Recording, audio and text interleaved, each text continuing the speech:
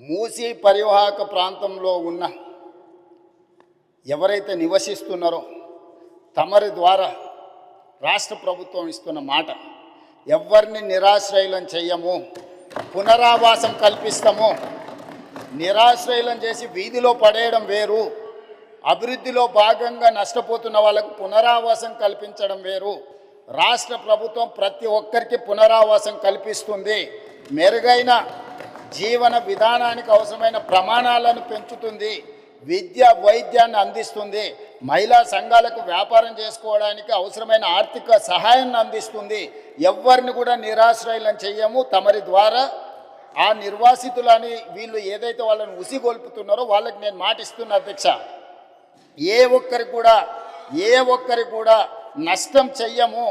మీకు మెరుగైన వసతులను ఏర్పాటు చేసి మిమ్మల్ని తరలిస్తాము. కాబట్టి ప్రాజెక్టు నిర్మించుకుంటూనే దానివల్ల ఎవరికైనా ఇబ్బంది కలిగితే వాళ్ళకి ప్రత్యామ్నాయ ఏర్పాట్లు చేద్దాం అధ్యక్ష. మీరు స్పష్టంగా సభ్యులందరూ కూడా మీరు చెప్పండి అధ్యక్ష.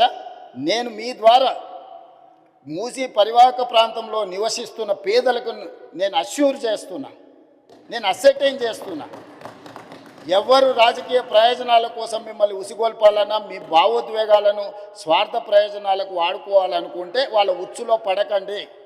నేను అధికారులను మీ దగ్గరికే పంపించినా మళ్ళీ పంపిస్తా, ప్రజాప్రతినిధులను పంపిస్తా.